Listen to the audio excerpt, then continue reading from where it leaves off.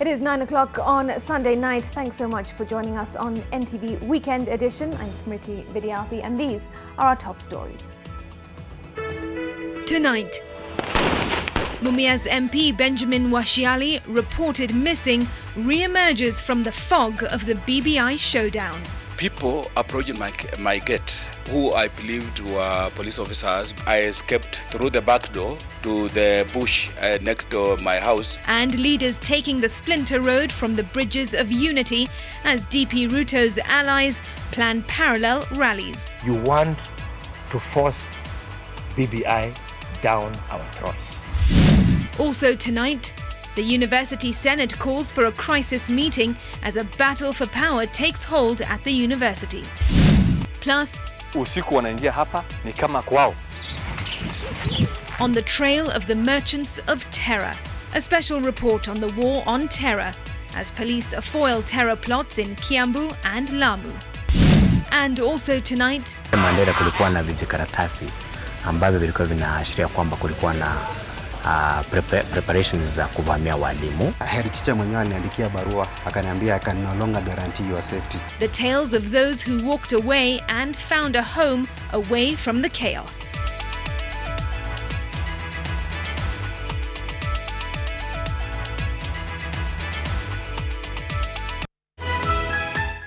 NTV Weekend Edition with Smriti, Vidyarthi. Joining us in sign language interpretation tonight is David Agondoa.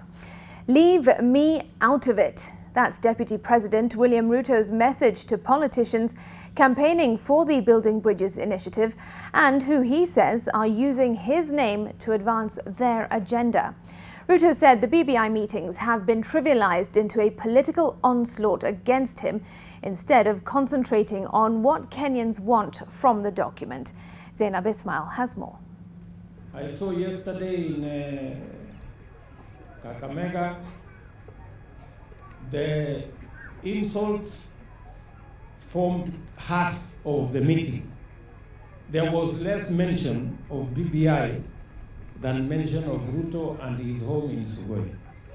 I want to tell those friends of mine, there is no need to hurry. I will need people to campaign for me later. Let us finish with BBI. That was Deputy President's response to the Western Kenya BBI consultative meeting held at the Bukhungu Stadium on Saturday.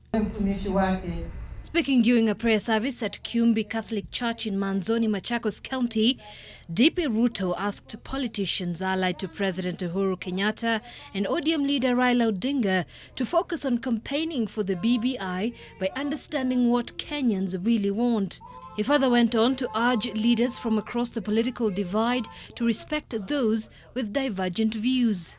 Mimi nawauliza viongozi ambao wanachochea matusi na migawanyiko na mirengo watulize boli, waende polepole. Kenya ni yetu sisi zote, my friends. Sasa tukiona yale yalitokea jana, Mheshimiwa Naibu wa Rais, sisi tunashindwa ni shida gani iko Kenya hii. Tukienda Mumias sababu watu wamepanga kufanya mkutano with divergent views na wengine wanatumiwa jeshi ya polisi mamia na mamia waende wakawapige. The first bridge that I expected Raila Amolo Odinga, so that he can convince us he wants to assist our president to unite 50 million Kenyans, he should have started by showing unity between himself and Kalonzo. But he destroyed that marriage. He did not want to unite himself with Kalonzo.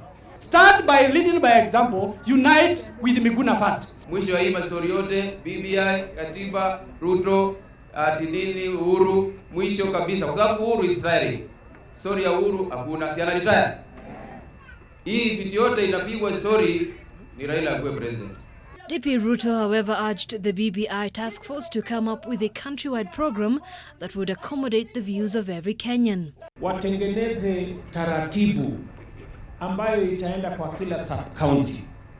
Wananchi kila sub-county walete maoni yao ya yale mambo wangependa ijumuishwe katika vile Kenya itaenda mbele. Saturday's meeting in Kakamega County was the second after an initial one in Kisii County a fortnight ago. Zainab Ismail, NTV. Well, the rift caused by the Building Bridges initiative can only get wider as a section of leaders allied to Deputy President William Ruto plan parallel rallies in the countryside to counter the BBI message. Meanwhile, Mumias East MP Benjamin Washiali, who was reported to have gone missing and was a no-show at yesterday's parallel political meeting in Mumias, has dismissed reports that he had been abducted, instead saying he went into hiding to evade the police who are pursuing him. NTV's political affairs reporter Kennedy Mureithi has more. The ongoing BBI rallies have already upset the country's political sphere. The Kakamega rally was the second in a series of rallies that have been planned by the government to sell the BBI document.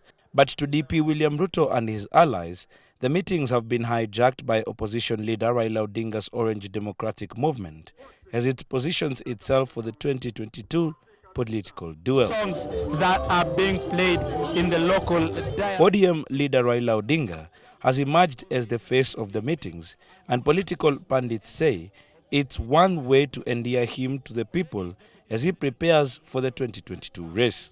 Na Kenya sasa iko formation ni BBI and Tangata. Ukiona mtu anaongea lugha ya against BBI ama against Uhuru Kenyatta ama against handshake, yeye yuko kwa Tangata. You want to force BBI down our throats. This was a political rally like we expected it to be. Kisii also played host to the BBI brigade that was taking the message to Nyanza region. The next series of meetings are planned for Mombasa this coming weekend at the Mamangina grounds.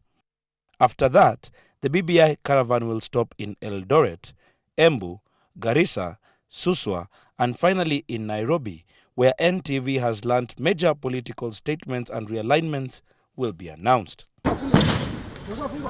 But with the BBI meetings now gaining traction, and the government keen on silencing any dissenting voice as it happened in Mumias, where a group of politicians allied to the DP was dispersed and blocked from having a parallel meeting, sources within the Jubilee circles now say there will be more of such scenes in the coming days as those allied to the DP now push for their alternative voice to be heard. Sasa tutakuwa na BBI pili. Tutakuwa na BBI yetu tunaita BBI roho safi.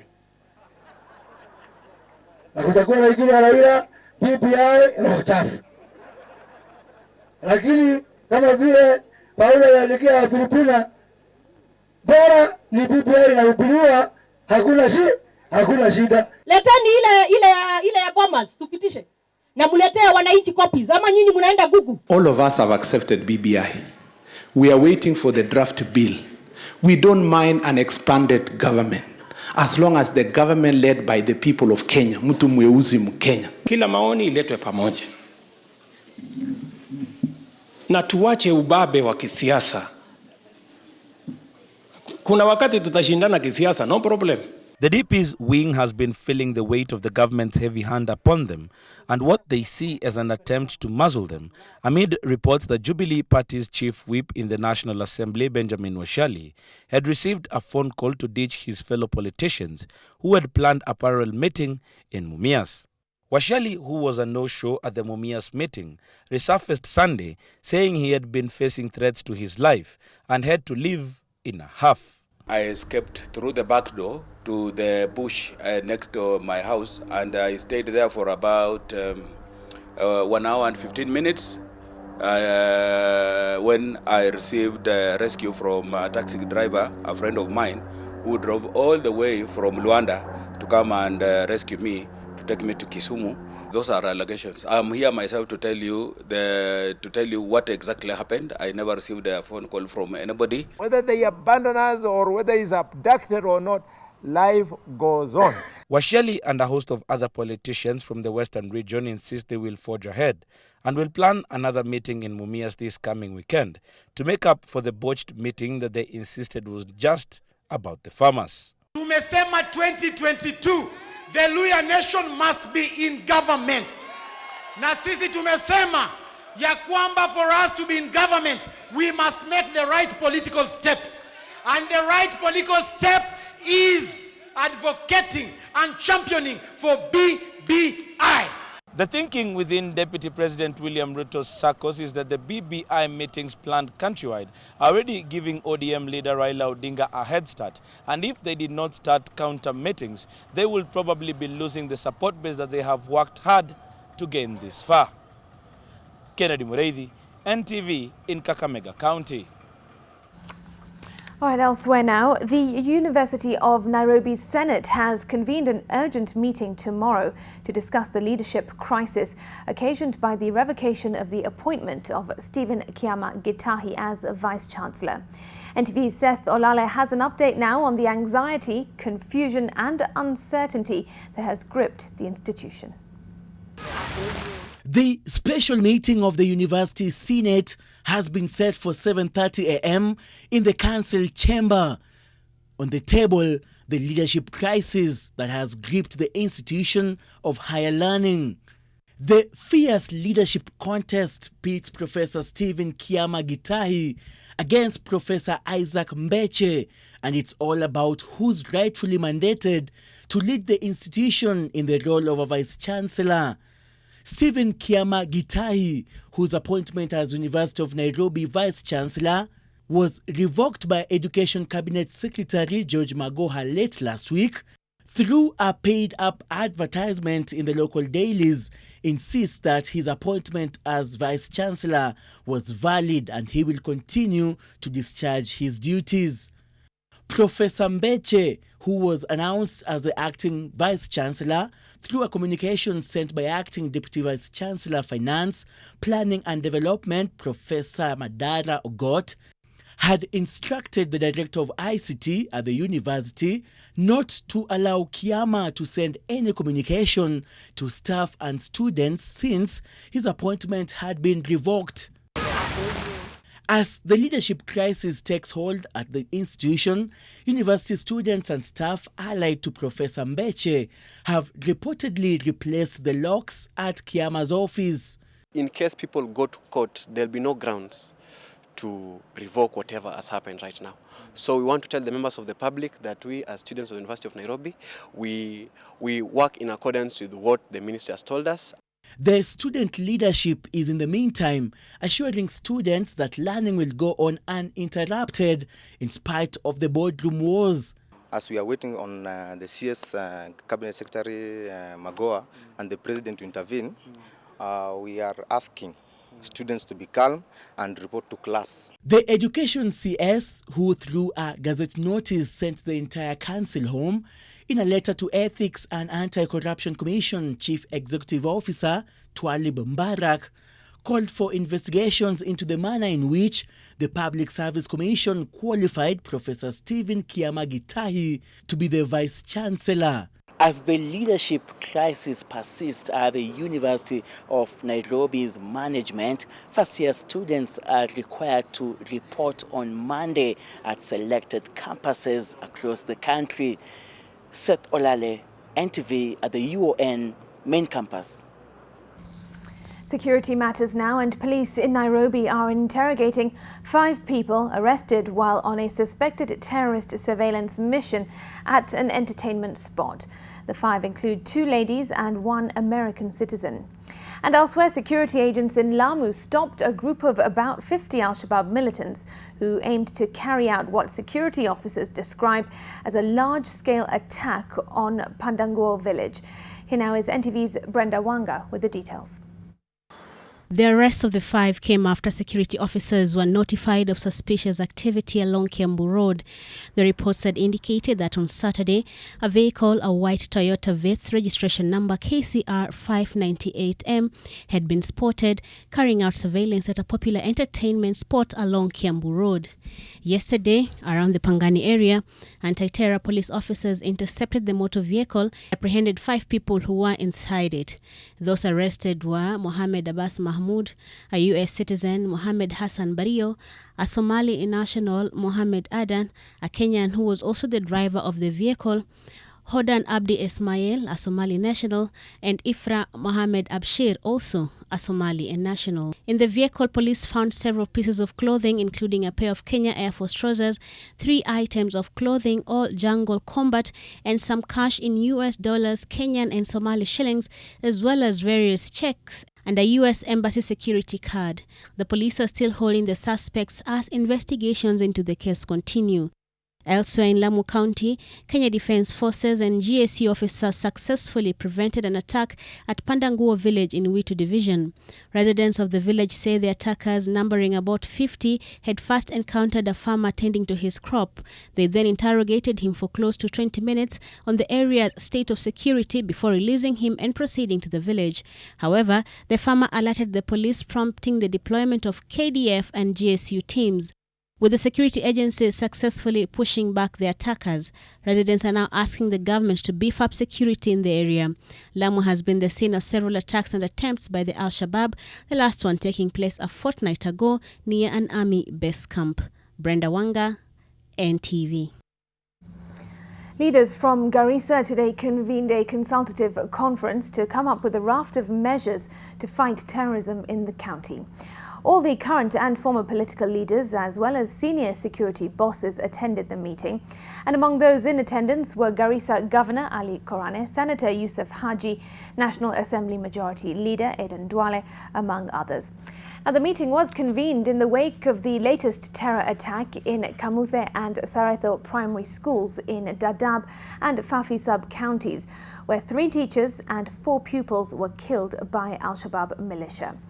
The leaders proposed a raft of measures, including arming the local administrators, like chiefs, and providing them with at least 10 police officers stationed at the chief's camp. Also, deploying special forces to terror-prone areas as opposed to the current arrangement where police officers without specialized training are deployed. Deploying the Kenya Defence Forces to man the border, urging the government to stop extrajudicial killings and forced disappearances. And also treating volunteers of information with utmost secrecy to avoid victimization, and that all roads be upgraded to main bitumen standards to avoid planting of IEDs.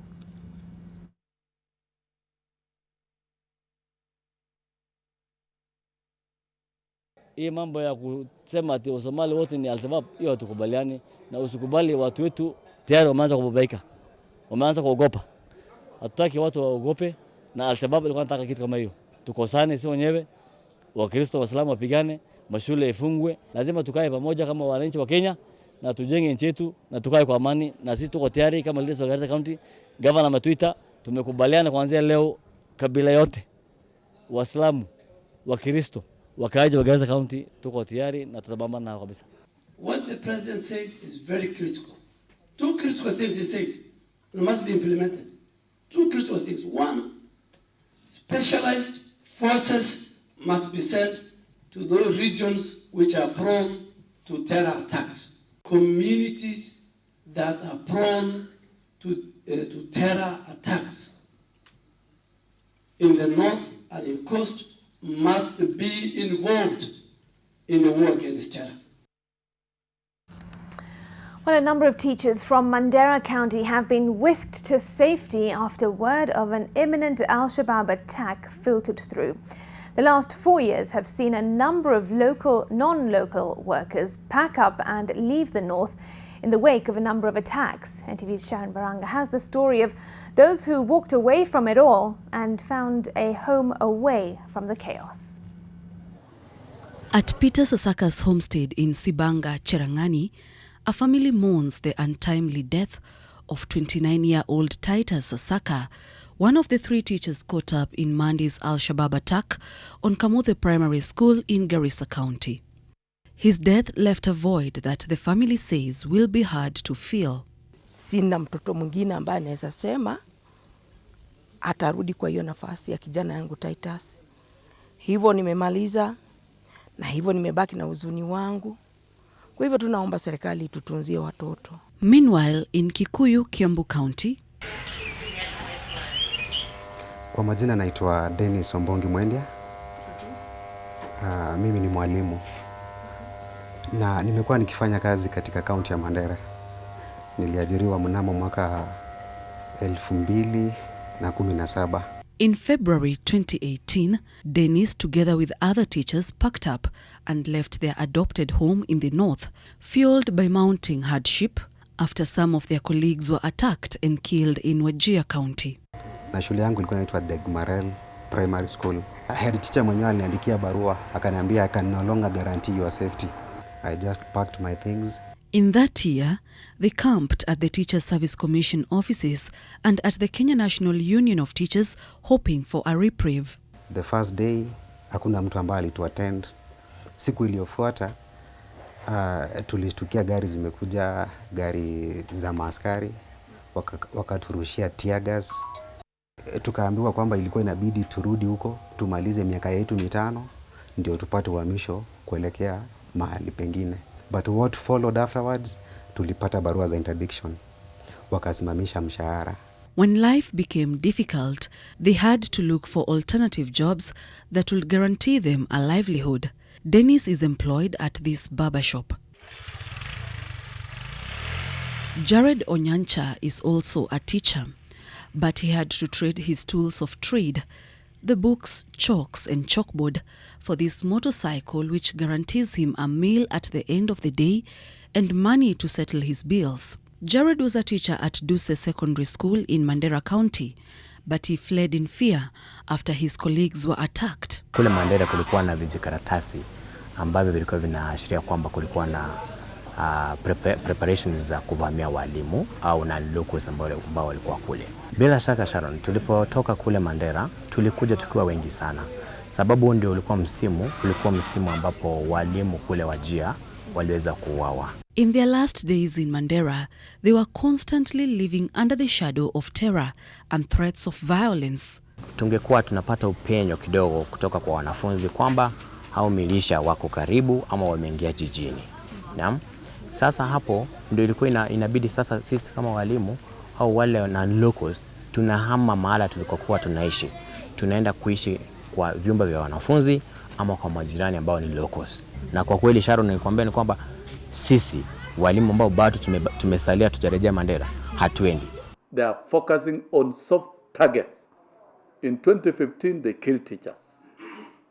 In 2017 January, they killed teachers. In 2018, they killed teachers. And in 2016, they killed university students. And this year, they've killed 3 teachers in a manner that is very selective. Yesterday, a number of teachers from Mandera County were whisked to Ramu camp for safety after word went round warning of an imminent attack from the Al-Shabaab. The only solution, create teachers.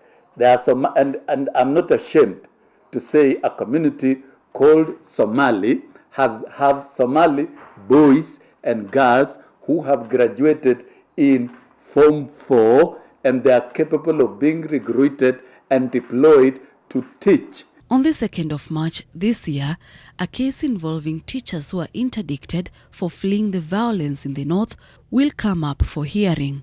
But the case has done little to deter the teachers who left their workstations last week after 3 of their colleagues were killed in Garissa and who are now camping at the offices of the Teachers Service Commission hoping to secure a transfer. Sharon Baranga, NTV.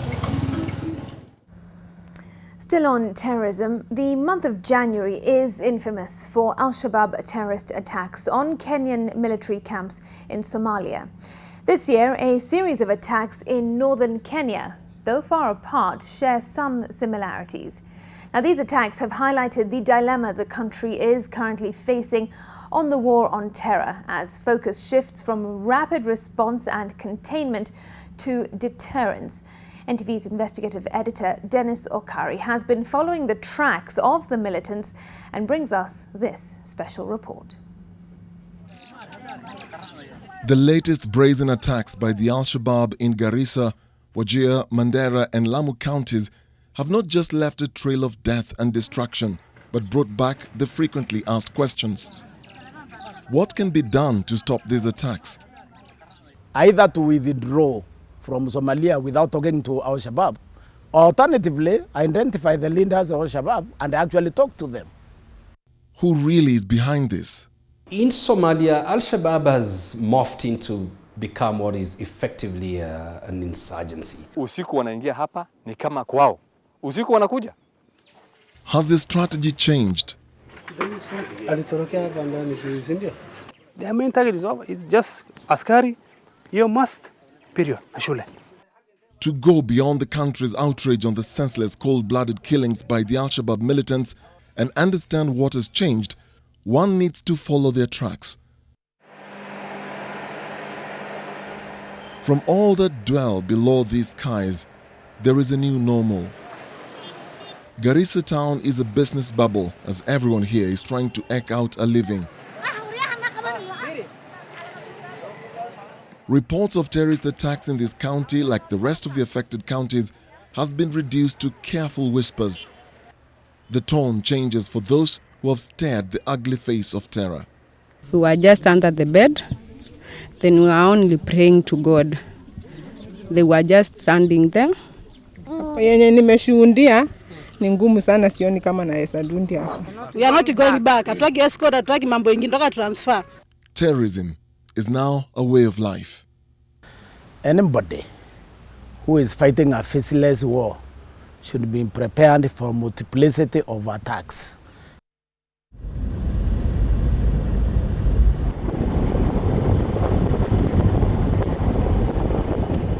Driving 40 kilometers out of Garissa town to the deepest parts of the vast county is nerve-wracking even for the locals. The fear of walking into the terrorist playground with IEDs on the road is very real. We were advised not to use the same road twice. This dirt road goes all the way to Somalia.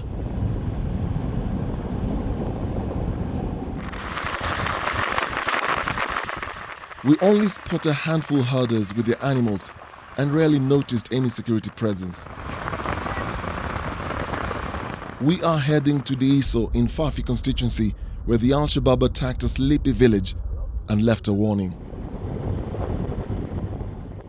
On arrival, we find this. The extent of damage and destruction of this telecommunication mast by the Al-Shabaab with bullets and explosives only begins to tell the story of their intent to destroy infrastructure and cut off an entire community. So vital is this mast that police officers were deployed to guard it day and night. Askari wamekuja hapa wakakaa for almost 2 months. Mfululizo walikuwa wanakaa hapa. Lakini shida ambayo imetokea ni baadaye wakaona kwamba hakuna haja ya kukaa, wanakaa paka jioni wanaondoka. Alafu asubuhi saa 12 hivi wanakuja. Wakiwa wana pretend ya kwamba wamelala hapa. Sisi hatukuwa tunajua hivyo. Kumbe hao watu wanaenda kulala town. Hao watu wa Al-Shabaab hatuwezi tukasema ni watu ambao wametoka mbinguni. Hii ni binadamu kama mimi na wewe. Wanakuja hapa wanachungulia, wanaona mambo vile iko. Wakiona kama hapa hakuna askari na labda kuna askari lakini ni kama hawakai, wanajipanga. Sasa hao watu wamejipanga, wakakuja hapa saa 5 usiku. Wakiwa wanajua kwamba hakuna askari hapa. The first thing wamekuja kuangusha hii chuma. Witnesses say they saw around 15 militants. However, this was not a surprise visit. Hawa watu Al-Shabaab kitambo waingie hapa, sisi tulipasha habari serikali. Mimi mwenyewe nimeenda kwa wale ambao wanahusika, nikaambia kwamba hapa Diso hawa watu wanatafuta chuma. Sasa ile chuma ambayo imebaki kwa wadi yangu ni hii chuma moja ya Diso ambayo ni 30 km from the town. Please, tupeleke hapo askari ili wachunge watu wetu na pia hiyo chuma. Hiyo chuma pia inatusaidia sana. Sasa hakuna mtu anakusikiza. The attack happened on 4th December 2019.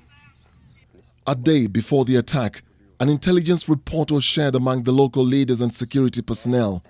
The report said, and I quote, "About 1600 hours at Fafi Center within Fafi sub-county, about 10 Al-Shabaab militias joined locals for Asir prayers. The militants who left towards Yumbis were armed with AK-47 rifles, PK machine guns, and rocket-propelled grenades RPGs. The report further said the militants are currently roaming in Fafi Center, Yumbis, Ruga, Harbole, and the ISO2 areas due to lack of network. The report mentioned Saredho, which was later attacked and 4 people killed, Alinjugur, Amuma, and Korakora in Garissa as areas of interest where the Al-Shabaab were targeting communication masts." Hiyo wakati wao walikuwa wamekuja hapa ilikuwa saa 5 usiku. Nimepata the first phone call mimi ndo nimepata. Nikapigiwa nikaambiwa kwamba wale watu wa magaidi wamekuja. Sasa wameanza kurusha risasi ni kama wanaelekea upande wa Chuma. The militants went on rampage from 11 p.m. to 4 a.m. Destroying telecommunication masts is not just sending a message to their perceived enemies, it has become their game plan. It is a military strategy to reduce the speed with which the police can reach one another communication. These telecommunication masts are also used as eyes and ears by the security agencies, and this is one of the major reasons why Al-Shabaab targets the telecommunication masts. With the recent attack in Lamu, you saw that Al-Shabaab targeted the fixed-wing planes, which were actually used by the Americans to collect intelligence in the southern sectors. And by targeting and destroying such kind of equipment, Al-Shabaab targets to destroy the eyes and ears for the drones so that they become less effective in targeting Al-Shabaab leaders. This dispensary that serves the local community here was not spared either. Everything was burnt down. The nurse on duty that night escaped. They took food rations in a nearby store before burning everything else. It is not the first time the Al-Shabaab militants have attacked a dispensary or a clinic like this one, and the whole idea is to get medical equipment and get medical supplies to give to those who are injured and to treat those who are sick wherever it is that they are hiding. And police officers say that this kind of attack is very reminiscent of many others that they've carried when they're going to deep places like the Boni Forest. Kitambo walikuwa huko, wameenda Harbole, wakakaa huko Harbole, wakaenda kwa Fafi Center. Hiyo information tunapata. As we are speaking, I can even swear they are in Fafi Center. Sahi, tuko tunaongea hapa. It's around 60 kilometers from where we are now. Wako sahi.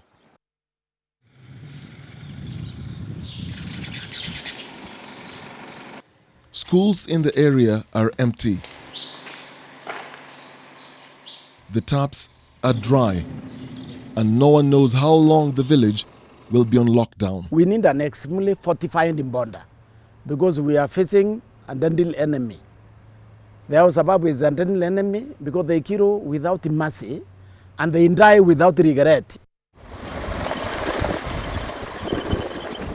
We drive 130 kilometers for 2 hours on a treacherous road to another part of Garissa County where the Al-Shabaab militants killed 4 people in an incident that left residents and the country outraged. This towering telecommunication mast in Saredho within Dadaab sub-county in Garissa was again a target by the Al-Shabaab. The locals suspect it is the same group that attacked Diiso.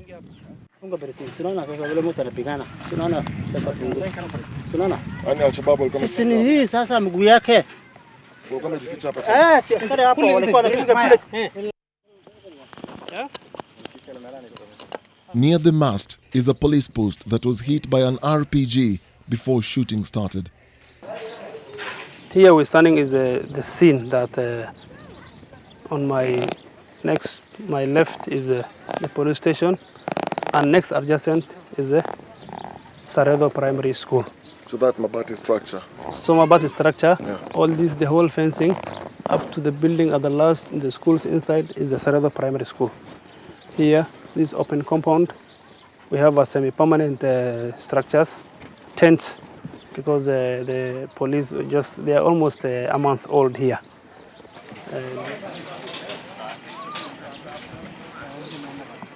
This ICT center, donated by the locals to house the police, was exposed with no protective fence. The militants' strategy was to hit the telecommunication mast and cut off the network coverage as another group attacked the police post. A third group was looking for teachers just next door. Wale wawili vilipuzi, wale experts walikuwa hapa ndani kutayarisha sasa kulipoa hiyo kitu ambayo ingecause damage, ingemaliza all the surrounding houses. The special forces who were nearby responded quickly and killed the two Al-Shabaab militants right here as they were setting up improvised explosive devices. Unfortunately, at the time of the attack, non-pupils had reported that evening for the beginning of the first term and were in a jovial mood as they waited for their fellow pupils to join them the next day. On that fateful night, they slept in this makeshift iron sheet structure. Nilikuwa nalalanga hapa. That night, Abdullahi Muhammad, a teacher at Saredo Boarding Primary School, went to sleep at about 12:30 a.m. and the people slept next door. Ilifika saa 8 exact ndio nikasikia gurneti ya kwanza hiyo ilifanya hiyo room ya wanaskari vile ilifanyika, ndio nilisikia. Sasa nikaamuka, ndio nikajua ni wale watu wale wabaya. Nikaamuka, nikashuka chini. Kutoka kwa kitanda hapa? Nilikuwa nalala kwa kitanda. Sasa nikashuka, nikalala hapa chini. Unaona sasa? Nikalala hapa chini na nilipolala, sasa nilikuwa nadhani kama hii mattress inanizuia hiyo marisasi. In case wakipiga utapatikana. Ndio. Nilikuwa nadhani kama inanizuia. Sasa nikaona vile hiyo risasi inapiga kelele na inaingia pati, nikasema hapana, siwezi nikakaa hapa. Immediately mimi nikachukua simu yangu, nikakuja kulala hapa chini. Nilipolala hapa chini, ya kwanza ikaingia hapa na ikatokea huko. Nilikuwa naona hivi. Na hii risasi yote, hii mashimo yote tunaona hapa, ikipigwa ulikuwa hapa chini? Hii yote isiko hapa. Risasi 5 ilipoingia hii room na ikatokea hii ingine, ndio mimi nilikuwa hapa.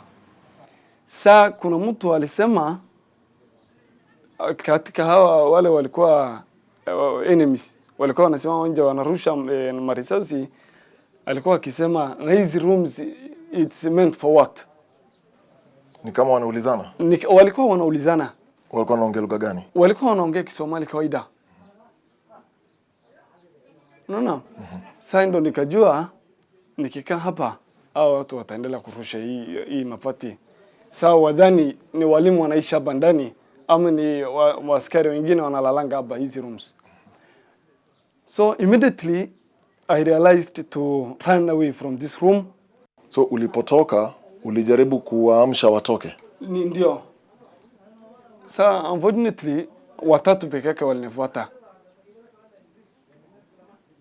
And tulitoka mara moja. Kutoka sasa tulipotoka, risasi imekuwa kama mvua inanyesha. Marisasi vile walikuwa wanatupa. Walikuwa wanadhani ni sisi walimu walikuwa wanatoroka. Wakarusha. Sasa nikitembea hivi nikikimbia, naonekana risasi inaanguka mbele yangu. Mimi nafanya hivi, inaanguka mbele yangu, mimi nafanya hivi. Nilikuwa natembea zigzag. Wao watoto bado walikuwa hapa. Sasa wale nilienda nao, tukaingia na wao hiyo mabomas. Tulipoingia nilikuwa nataka nishike na tukae mahali moja mpaka ifike asubuhi. Sasa nilishinda hao watoto walipita wapi, nikakosa. Mpaka nimesimama nikaangalia kama kuna watoto wanapita hapa karibu, nikakosa kabisa. Walitoroka? Walitoroka kabisa. Sasa kuna moja ameenda Impio baka kuna village nyingine bakaribi inaitwa Wagela ameenda baka huko. Na huyo mwingine alikuwa nyuma yangu, kumbe alirudi hivi wakakutana na wengine wanakaa hapa karibu nje ya fence.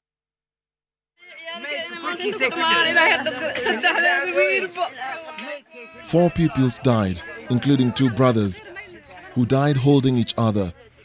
Abdi Fatah Mohammed, a class 7 pupil aged 16, Suleiman Mohammed, also in class 7 aged 15, Abdi Najib Mohammed in class 4 aged 14, and Abdi Rahman Ibrahim, a class 6 pupil aged 15.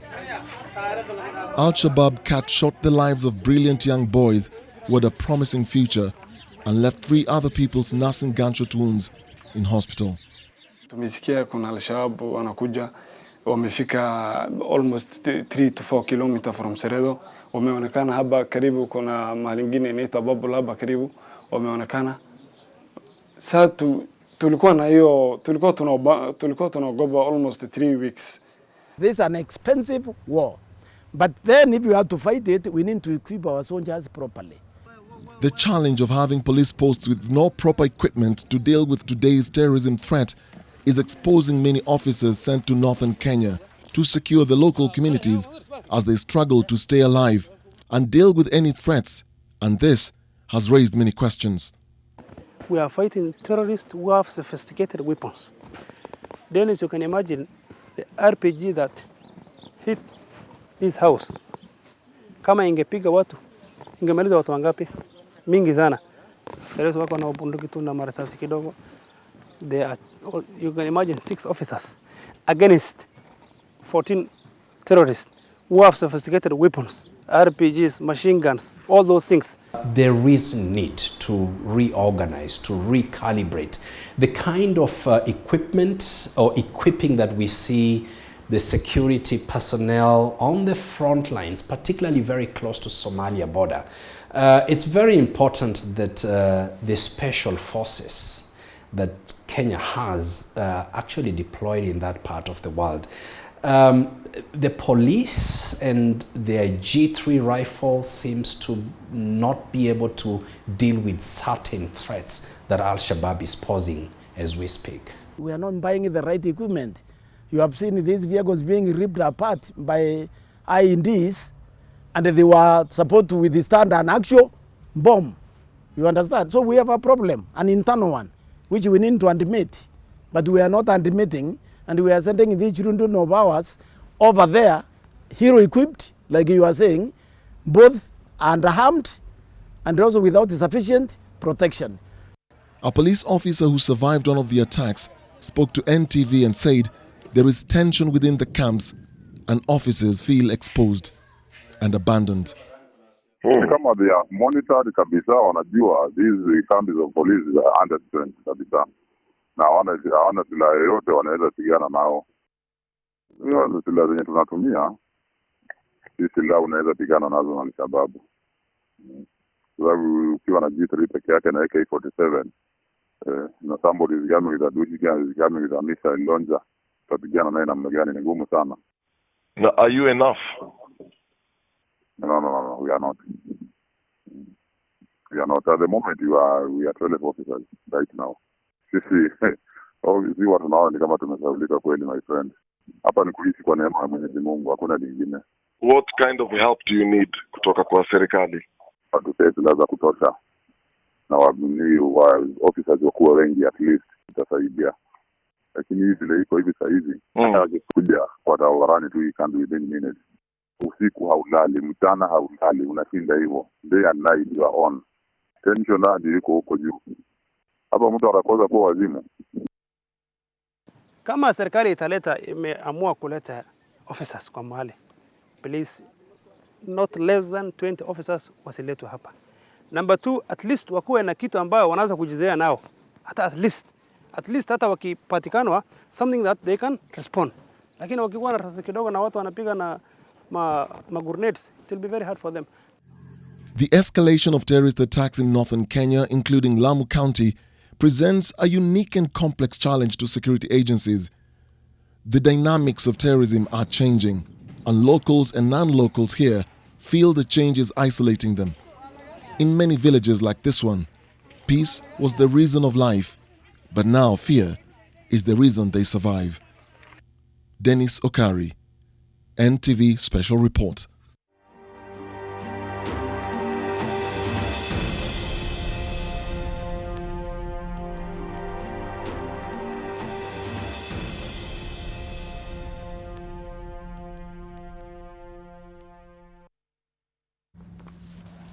Great insight there by NTV's investigative editor Dennis Okari on that special report into the security situation in the country. Do send us your thoughts and feedback on Twitter using the hashtag NTV Special Report. All right, we've got to take a break now, but still ahead in this broadcast. Piecing together the shards after lightning rips through a school, killing 3 children.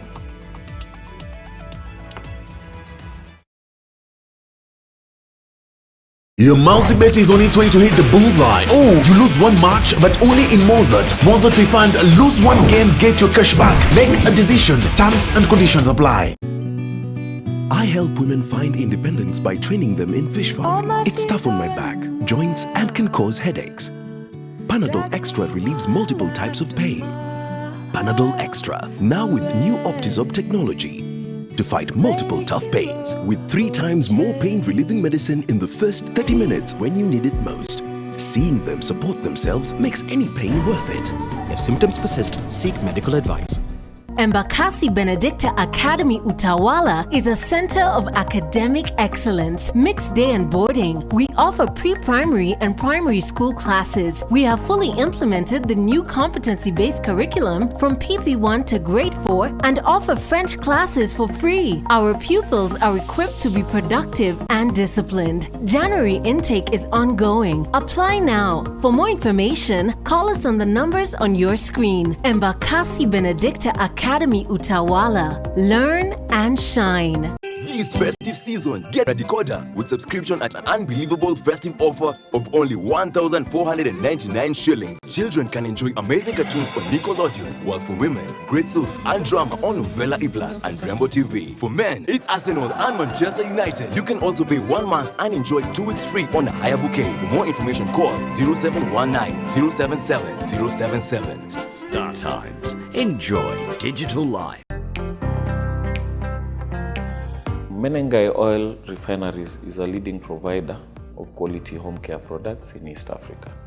Barclays Bank offered us a trade finance facility that has enabled us to acquire raw materials, pay our suppliers on time. The other facility is an asset finance facility that enables us to acquire a fleet of vehicles. And as Menengai is expanding, we have had so many jobs being created, both within the Menengai oil factory and outside. Barclays has been a key partner in the growth of Menengai. For us in corporate investment banking, we partner with our customers to help them bring their possibilities to life. And as we transition into ABSA, it's a strength that will continue to underpin the way we do business with our clients by ensuring that we are not only solutioning for the corporate customers we serve, but their entire ecosystems.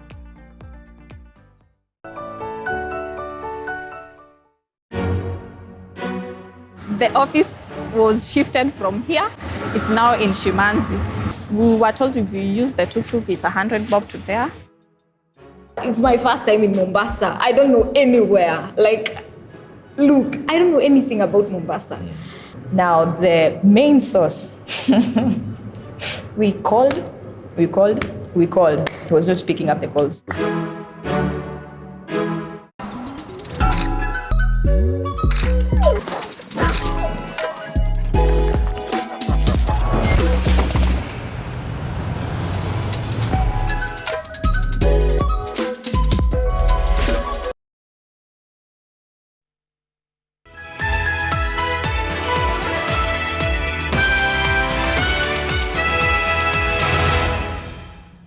Welcome back to NTV Weekend Edition. 1 student died, several others injured, and property of an unknown value destroyed after a fire razed down a dormitory at the PCEA Bahati Girls' School in Nakuru. The Form 3 student was in the dormitory when the incident occurred. Panic gripped the school, with parents flocking the institution early this morning to check on their children. The school's management has disputed claims that the girl succumbed to injuries sustained from the fire, but insists she suffocated due to smoke. The cause of the fire is still under investigation. Jana katikati ya 6:30 and 7 kulitokea moto katika dormitory moja ya wasichana, na hiyo moto ukawa umechoma 2 cubicles, na ndani ya hiyo dormitory hakukuwa na wanafunzi wowote isipokuwa mmoja ambaye alikuwa ndani. Wanafunzi wote walikuwa preps. We have actually arrived at a decision after talking to the parents and all the other leaders that we do not close the school, because the school is still able to provide for those students that are affected. Meanwhile, the government has started rebuilding the frail and threadbare structures that housed the pupils of the Mkulima Primary School in Kuresoi, where 3 children were killed after lightning struck the school. NTV's Anita Nkonge reports that for the scarred families, however, it will be a move too little, too late. A mighty bolt of lightning from the noontime rains tore through these threadbare classrooms at the Mkulima Primary School in Kuresoi South, killing 3 children and 50 others hospitalized at the Kuresoi Health Center. Now a community gathers to confront its pain. The mourners' faces, although wrinkled in grief, registered little surprise at the manner of death. Hii shule ni ya zamani sana, na area hii ndio kama shule ya kwanza hapa. Na tumekuwa na changamoto juu ya ujenzi wa shule hii.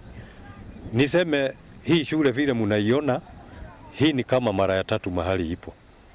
Imekuwa mara ya kwanza hapa, tukaibomoa kwa sababu ya hiyo shida ya radhi, kwa sababu miti ilikuwa mingi sana hapa. The strike, which exposed the shame that is a country school, has now, albeit belatedly, jolted the government into action. The rundown school was closed on Friday on orders by the Sub-County Director of Education, Wycliffe Omoto, to pave the way for the renovations of 5 classrooms. Tutaongea na national government through the CDF and the county government if they can assist, so that all the schools in this area should have lightning arresters. Because most of these schools will be affected whether we like it or not, because we never know where it will happen next. 1.5 million shillings had been set aside for the makeover.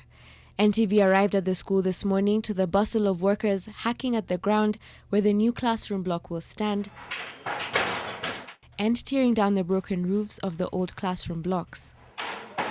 Sisi tumepomoa hii ambayo ilikuwa ya zamani. Sasa kazi imeanza na tutamaliza baada ya wiki 2. The rebuild comes in the face of a faded government campaign meant to bring down the schools of shame. Pupils learning here will in the meantime be moved to neighboring Murindiko and Kuresoi primary schools. Anita Nkonge, NTV. Right, 10 to 10, we've got to take another break, but still ahead. 2019 was the longest year on record. We tell you why you should care next.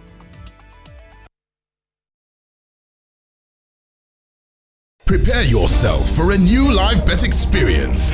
Top minute, boosted live bet odds. Mozart, make a decision. Je, maumivu ya kichwa na kukosesha amani? Kaluma Strong hutuliza maumivu ya kichwa, maumivu ya mwili na hata huondoa joto jingi mwilini. Kaluma Strong ina aspirin kama kiungo. Maumivu yakizidi, muone daktari.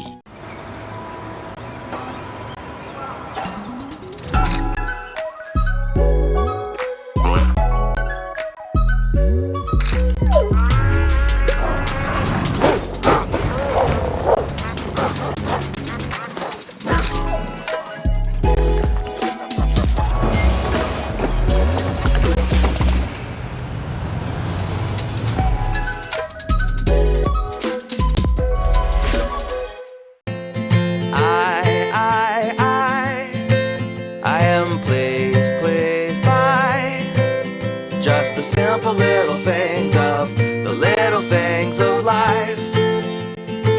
And I promise if you take the time, you won't be looking for so long before you find this little secret of mine.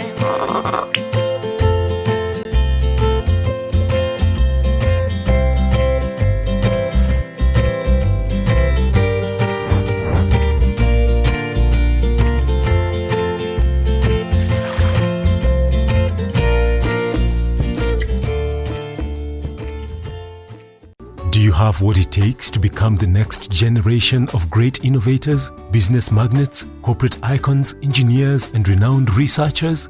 Be part of over 40,000 students pursuing and nurturing their career at Moi University. Enroll now for January, May, and September 2020 intakes for postgraduate, degree, and diploma programs in the following schools: School of Business and Economics, School of Arts and Social Sciences, School of Information Sciences, School of Education, School of Agriculture and Natural Resources, School of Biological and Physical Sciences, School of Tourism, Hospitality and Events Management, School of Aerospace Science, School of Public Health, School of Medicine, School of Engineering, School of Law, School of Nursing, School of Dentistry.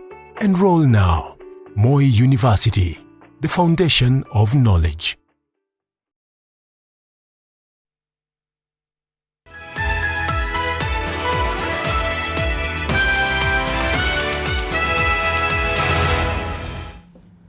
Police in Likoni, Mombasa, investigating the murder of a 44-year-old woman, may have run into challenges in their efforts to crack the case after the body of her husband, the main suspect, was found at Mamangina Drive. Though authorities suspect he may have taken his own life, a post-mortem exam on his body will determine the real cause of death. NTV's Kevin Mutai has more. A dark cloud enveloped Majengo Mapya area in Likoni, Mombasa County. Friends and family gathered to mourn the death of a woman allegedly killed by her husband 2 days ago. 42-year-old Ruth Mutiso was hacked several times by her husband, identified as Peter Mutiso. Her daughter discovered her body in their home, lying in a pool of blood. Akamkata hii shingo yote, akaja kubakisha hapa. Shingo yake ilikuwa imeshikiliwa na hiki kidude cha hapa, akamuongeza hapa kwa kichwa na akamuongeza hapa mgongoni. Ndio sasa dadangu akakufia kwa ile mattress alikuwa amenunuliwa na ule mume wake. On Sunday, police investigating the woman's murder stumbled upon another shocking discovery: the body of the suspect, Peter Mutiso, at Mamangina Drive. Mutiso has been on the run since Friday after committing the crime. Police suspect he may have taken his own life, but an autopsy will be conducted on his body to ascertain the cause of death. Jamani waume, kuweni na huruma na hawa wake zenu. Ikiwa unaona yamezidi unga, ukiwa unaona kuwa mambo yamekushinda, bora umwache ende zake ale watoto na wewe ukae na amani. The neighbors claim that the two have been fighting for some time now as the authorities launch investigations to establish the motive behind the killing. The couple left behind 5 children. Kevin Mutai, NTV, Mombasa. Grace to all those affected. Elsewhere, 2019 was the second warmest year in history after 2016. NTV's Olive Burrows speaks to the experts on why you should care and keep watching. 46.6 degrees Celsius. That's how hot it got in Adelaide, Australia on the 24th of January last year. This won't even go above 29 degrees Celsius. Now, that was more than double the famed 20 degrees Celsius that is the famed room temperature. 2019 in general was Australia's warmest since it began keeping records in 1910. Little wonder then that Australia is experiencing one of its deadliest bushfires on record. Australia is one of the driest, is actually the driest continent on Earth. We actually called it the world under.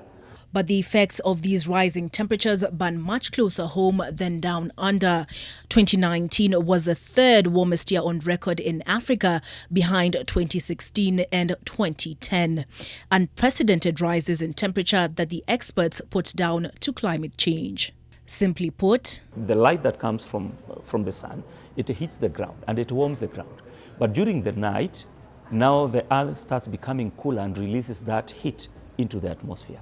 Now, this heat over the years, when it comes now into the atmosphere, it finds is a blanket of the greenhouse gases, and therefore it cannot escape back into the outer atmosphere, so that it can regulate the temperatures of the globe. For all the radiation we are exposed to, we might as well be living in a microwave. But is there a link between the rising temperatures and the erratic weather patterns we've been experiencing, such as rain in January? This was largely because of what we call the Indian Ocean dipole. When we get those extreme sea surface temperatures along our East African coast, and it comes along or towards the October to December rains, then we are likely to see the rains going into January. Sea surface temperatures aren't the only thing linked to climate change, so are the extreme weather events that were witnessed in 2019. Cyclone Idai in Mozambique, the flooding we suffered in October and November, heat waves in Europe, and not forgetting wildfires. All events that lead to food insecurity, displacements, and even deaths. If you look at the tea crop, it does very well in rich, loam, well-drained soils and cooler temperatures, not extremely hotter temperatures. Now you can imagine what that can do to the tea crop. And as the biggest greenhouse emitters flip-flop on their commitments to keep the global mean temperature below 2 degrees Celsius above the pre-industrial levels, mankind must adapt. Survival, as at all evolutionary junctures, is the preserve of the fittest. As the climate changes, we also need to adjust. For example, if the coming season, the rainfall is expected to be enhanced or more rainfall, do I continue planting katumani? No, probably as a farmer, I would need to adjust and maybe plant a more yielding crop. Olive Burrows, NTV. All right, we've got a rather different story after the break. Here's what's coming up. Orthodox Christians take the icy plunge to mark the baptism of Jesus.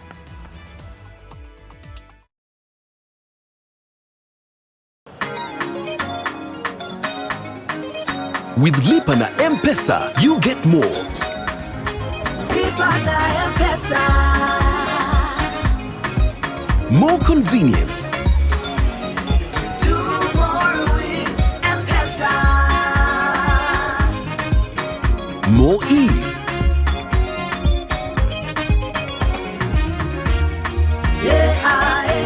More flexibility. And now you can win apartments, tractors with extras, plus surprise gifts to 8 customers every minute. Make payments via M-Pesa Buy Goods or Pay Bill. Every 100 shillings spent on Lipa na M-Pesa earns you an entry into the draw. Do more with Lipa na M-Pesa.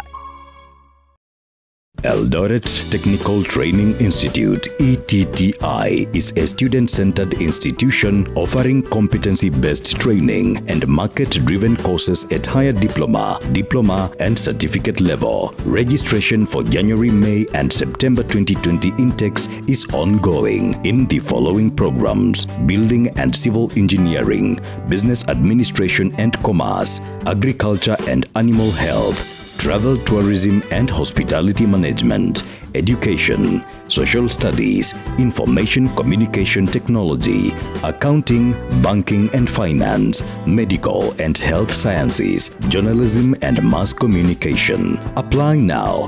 SMS your details to the numbers on your screen. Eldoret Technical Training Institute. Growing reputation.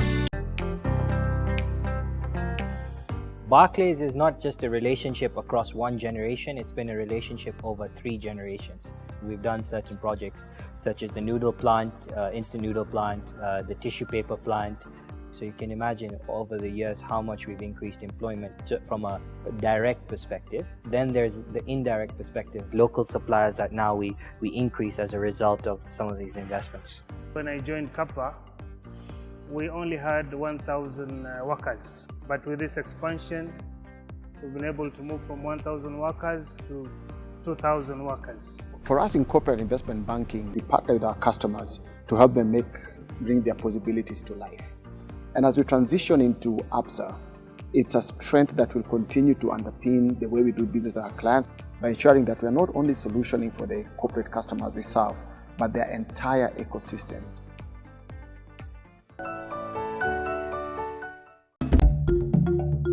Betika community is a movement. We started this initiative to support grassroots talent because we want to change and transform lives. Ball imechange maisha yangu. Ball imefanya nimerudi shule, nimemaliza shule. Hope sana ball itanisaidia. At Betika we saw the amazing talent that our youth have in football around Kenya, and we said, what are the challenges that these teams and these young people are facing? And the most immediate need for them was football kits. Tumepata uniform safi, tutakuwa tunatumia kwa tournament, so tuko ready kupiga shughuli. Every winning team will take home a cash prize of 200,000. They get to nominate a community project in their area. Our dream is to see our boys playing in such tournaments.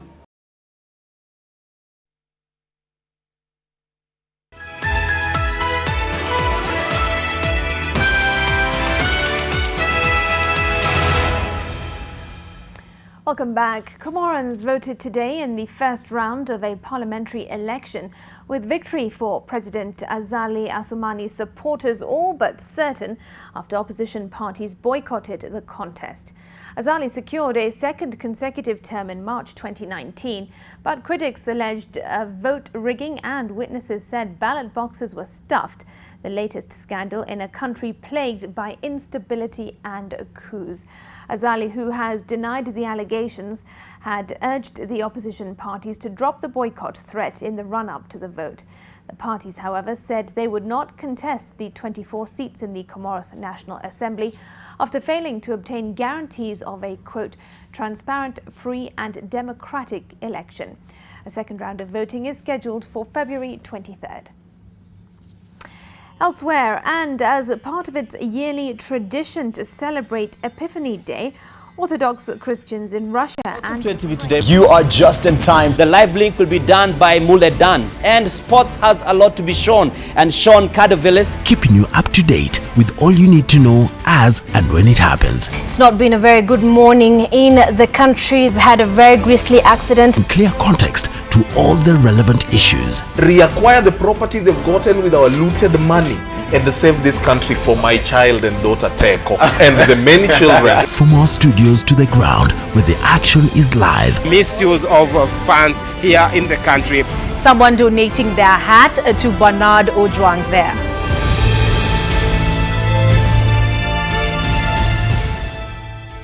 Welcome to NTV today. You are just in time. The live link will be done by Muledan, and sports has a lot to be shown. And Sean Kadovilis keeping you up to date with all you need to know as and when it happens. It's not been a very good morning in the country. Eldoret Technical Training Institute. Registration for January, May and September 2020 intakes is ongoing. Apply now. Eldoret Technical Training Institute. Growing reputation.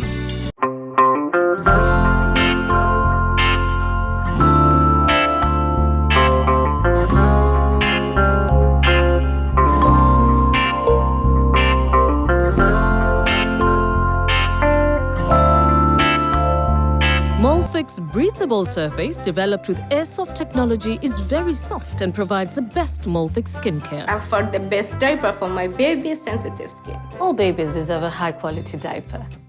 You should also try Molfix. Did you know? Winning the Investment Bank of the Year at the African Banker Awards 2019 makes us a leading African banking group. ABSA Group, serving Kenya as Barclays.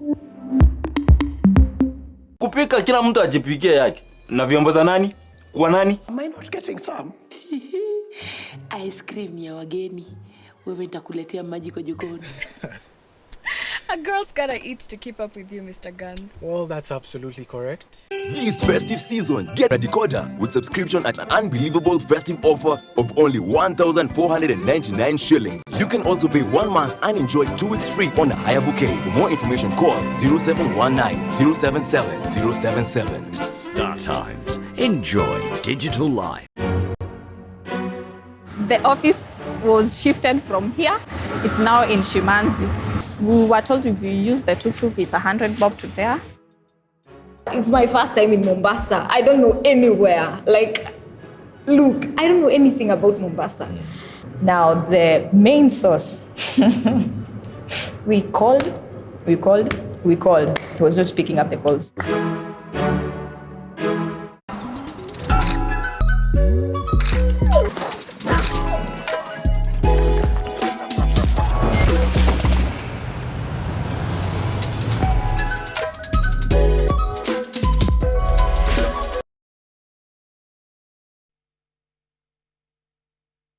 NTV Sport in association with MozartBet. SMS NTV to 29990.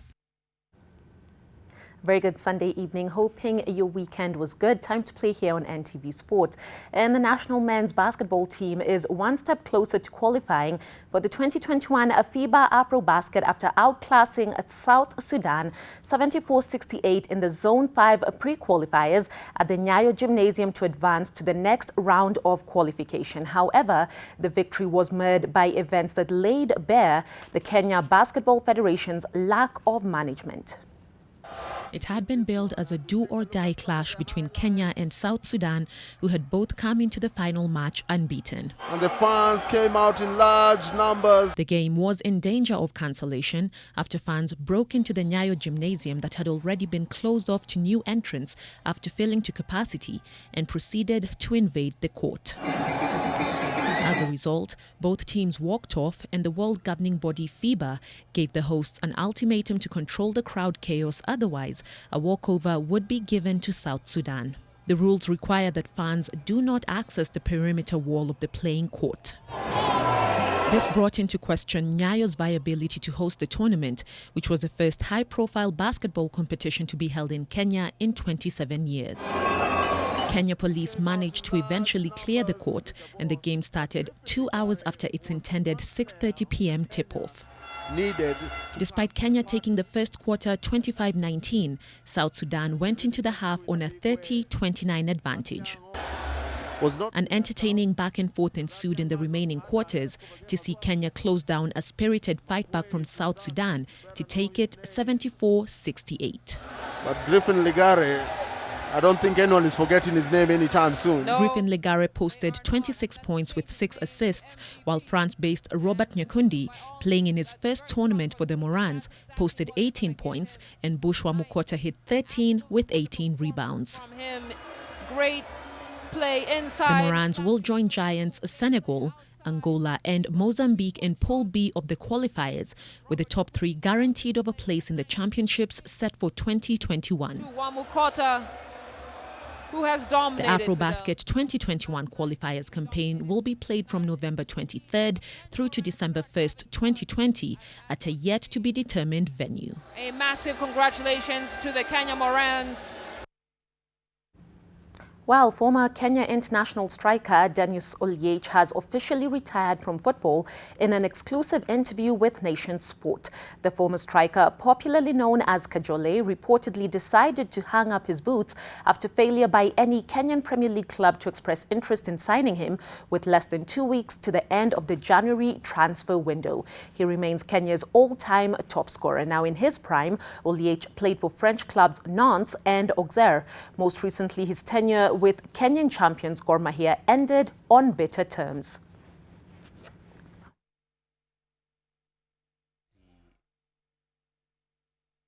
Oliech ulikuwa unasikianga Dennis Oliech anakwenda.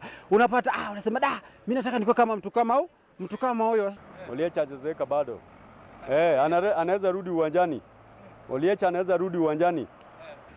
Venye alikuwa acheza mpira ndio mimi nilikuwa dengi kucheza hivyo, lakini pale amefika hivyo kama ameacha hivyo mpira ametusaidia hapo kwa Kenya. Hapo amesaidia Harambee Stars.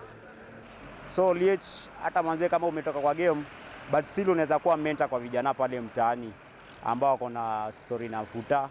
At least hata ukaform academy pale na hapo utakuwa umejenga vijana. So anyway, we wish you the best. Hata ukiwa kocha wa Kenya si mbaya. Definitely some interesting views there from Kenyans. And 34 goals were scored as the FKF Betway Cup preliminary round concluded, with Zetech Titans and SS Assad among the sides to book a place in the round of 32. This as Nairobi's Brookhouse International School dominated the 22nd edition of the Brookside Dairy Hog Charge. Details of these stories and more in our local sports brief. Exited the Betway Cup after a 3-1 loss to Jericho Revelation FC at the Camp Toyoyo. Victor Otieno, Boni Atse and Malo Frederick scored for Revelation, with Peter Ball getting the consolation for Nation. In other selected results, LMFC beat Casco 2-0, Flamingo FC defeated Butali Sugar 4-3 on post-match penalties after a 1-1 draw in normal time. SS Assad thrashed FC Shells 4-2, and Nyabururu Sportive triumphed 2-1 against Black Diamond. Brookhouse International School swept the board in both the girls and boys open cycling categories in the 22nd edition of the annual Brookside Dairy Hog Charge that concluded at the Peponi School in Ruiru. The school's girls team, the Mosquitoes, broke the tape in a time of 11 minutes and 54 seconds as the boys team, the Ram Riders, emerged victorious in a time of 12 minutes. The Teenage Mountain Bike Charity event will see proceeds go to the Rhino Arc Conservation Project. We are happy with the participants, and this is for a worthy cause, because not only nurturing their sporting talents, but it's also good to educate the children and the public on the environmental importance. It was amazing, and I really think it was for a good cause, because it helps a lot of like the rhinos and stuff. So it's not just like, yes, we have a lot of fun, but it's also there for a good cause. Former African Player of the Year Victor Ikpeba will grace this year's Safaricom Sports Personality of the Year Soya Awards at the Mombasa Sports Club on 24th January as the chief guest.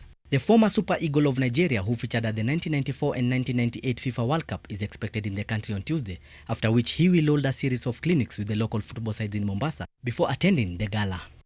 Falling Waters FC from Laikipia and Ulinzi Youth from Nanyuki are the champions of Central Region's Chapa Dimba na Safaricom 2019-2020 edition.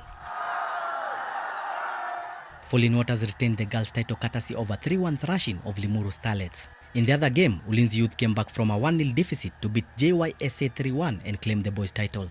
Both winning teams received 200,000 Kenyan shillings and will represent the Central Region at the national finals set for June 2020 at the Bomo Stadium, Mombasa, where 1 million Kenyan shillings is at stake. Ian Mugo, NTV. While runaway leaders Liverpool extended their dominance with a 2-0 win over arch rivals Manchester United at Anfield in the English Premier League. Virgil van Dijk scored the opener before Mo Salah confirmed their 19th Premier League win in a row. Had a very grisly accident. Clear context to all the relevant issues. Reacquire the property they've gotten with our looted money and save this country for my child and daughter Teko and the many children. From our studios to the ground, where the action is live. Misuse of funds here in the country. Someone donating their hat to Bernard Ojwang there.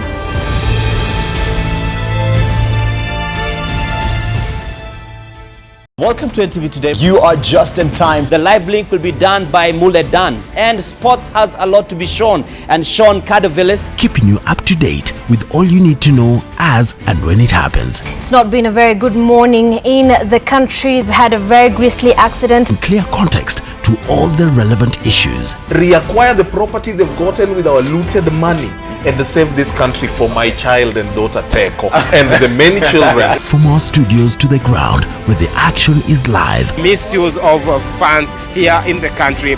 Someone donating their hat to Bernard Ojwang there. Weekend edition. Thanks so much for watching. David Agondoa has been our sign language interpreter tonight. I'm Smriti Vidyarthi.